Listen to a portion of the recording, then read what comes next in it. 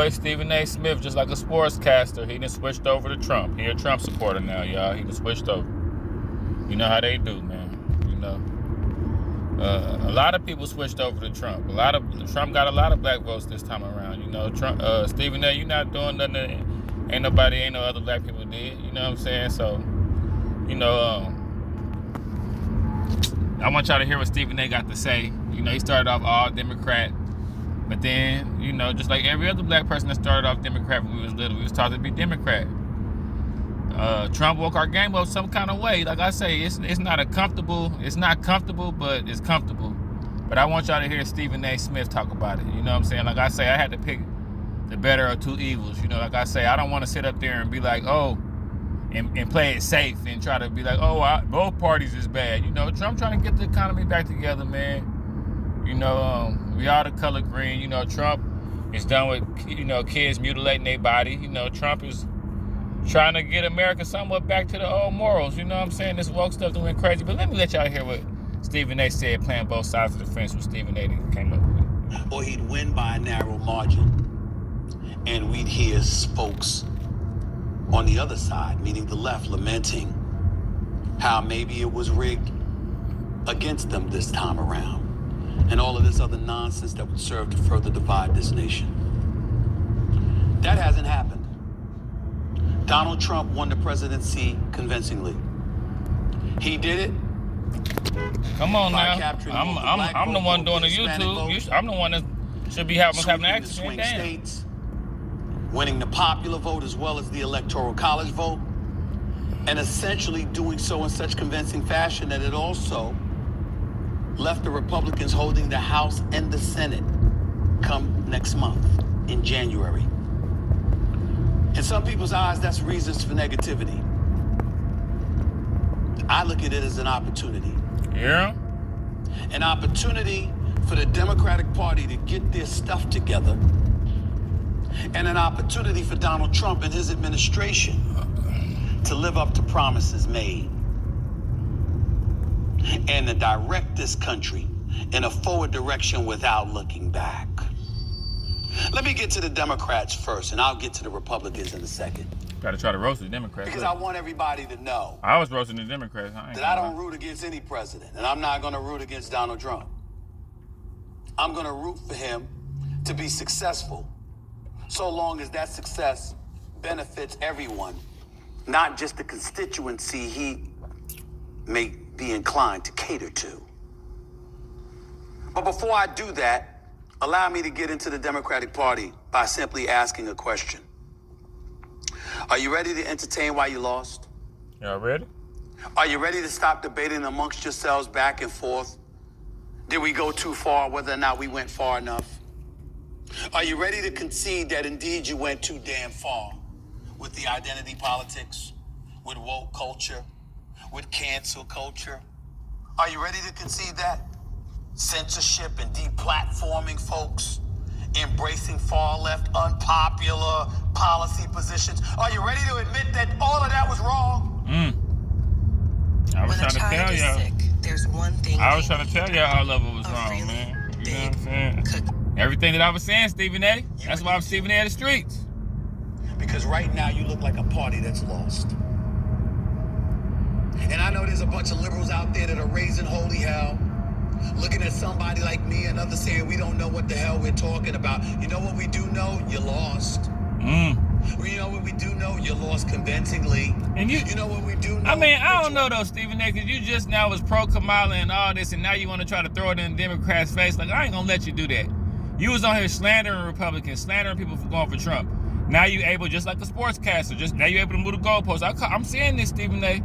I'm seeing this. Now disempowered. You've been rendered practically impotent. So much so that in the time of progressiveness, where you got somebody like AOC, Alexandria Ocasio-Cortez, competing with Nancy Pelosi, the 84-year-old Nancy Pelosi, who recently had hip surgery, when competing against her, she still beat AOC. Because somewhere along the way, somebody said, you know what? We don't need to move further left. We need to listen to the audience out there, the constituency out there that's saying center, be a centrist, or at least left of center. Don't go to the fringes. If you're the Democratic Party, are you willing to accept that? Are you willing to accept that inflation happened on your watch? On Trump's too, to some degree, but certainly yours. Are you willing to accept that the crime in the streets was uncomfortable to see, that the homelessness in the streets was uncomfortable to witness? Are you willing to concede that you can't be all things for everybody? That in any society, particularly a capitalistic one, that everyone doesn't get to enjoy the same fruits of one's labor? Are you willing to concede that, Democratic Party? Especially if you're somebody like Gavin Newsom in California.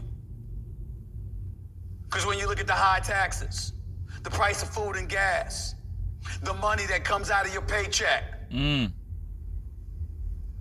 open borders, the homelessness, the crime in the streets with people getting out the same day they got arrested. When you see all of that, do you understand now how uncomfortable that is? Do you realize that people want to be safe? They want to earn an honest living. People want to be safe, man. If you're the left, do you understand that that's what people want to hear in the year 2025? They don't want to hear about an insurrection from 2021. They don't want to hear about election denials.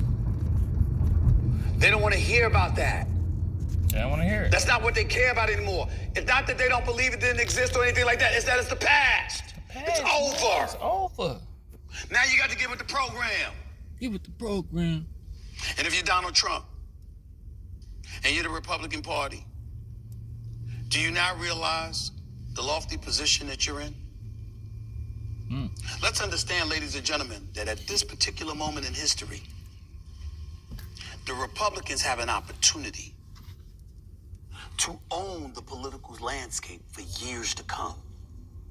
J.D. Vance is young. He ain't 78 years old like Donald Trump, going on 79. Marco Rubio, your Secretary of State to be, he ain't old. Or if you're Donald Trump, do you understand what times you have before you? You understand it was a mistake to even come to Matt Gaetz to be the Attorney General, right? You understand that with Hegseth, Pete Hegseth for Fox News. I'm not getting into his personal affairs and what he may have been guilty of or what he proclaims to be innocent of. I'm getting into a dude hosting a show on Fox News for the weekends. And suddenly he's going to be in charge of 3 million people with the Department of Defense. That's crazy. I'm saying, that is crazy. This is an opportunity, Republicans. This is an opportunity, Donald Trump. You've never been in a position in my lifetime where you had so many different communities willing to embrace you and feel like you might embrace what their beliefs are, what they feel, what they think is in the best interest of this country. You might not want to talk about Project 2025. You might not want to be fixated on being a pro-lifer. It ain't necessary anymore. He really trying to get Trump some Roe v. Wade has been overturned. You got a 6-3 conservative majority in the courts, the Supreme Court. You got all of that going on. But I'm looking at some other things. I'm looking at a GOP, how it's become a big tent party, how it's picked up prospects that were Democrats, alienated Democrats, like Musk, like RFK Jr., like Tulsi Gabbard, like Joe Rogan. I'm thinking about your message. How the Republican Party wants less of your money. How they want to spend less on government. How they want to cut waste. Are you going to be consistent with that message, Donald Trump? Are you? Are you going to be consistent with that message, J.D. Vance? Are y'all? Are we going to focus on what actually won you this election? I'm thinking about a Trump administration right now that's fairly popular with both parties. According to recent polling showing how Americans are on board with a lot of, the stuff that he's doing in his transition prep. There's a lot of red. They're even on board with things like deportations. Now, they may not want mass deportations of just anybody. But do they want the criminals out of this country? Sure. Do they want the borders closed since over 12.5 million people were let into this country illegally? Sure they do. Are you going to be consistent with that, Donald Trump, or are you going to go overboard? This is an urgent message Are for you every going to American. be consistent Due to with recent that, or events is you going to go involving the overboard? healthcare Is it CEO, going to be a this revenge tour? What is it going to be, man? I'm reading some notes here about the 119th Congress. Hey, all I got to say about it is your boy Stephen A. switched over, man. Started off bashing Trump, saying he was divisive, thinking Trump was a bad person, like they try to put him out there to be like everybody else. Found out a little bit more about him, and we're trying to get the economy back right. We're trying to give America morals again. I mean, it is what it is, man. I just want y'all to hear Stephen A. taking care of how that boy switched up.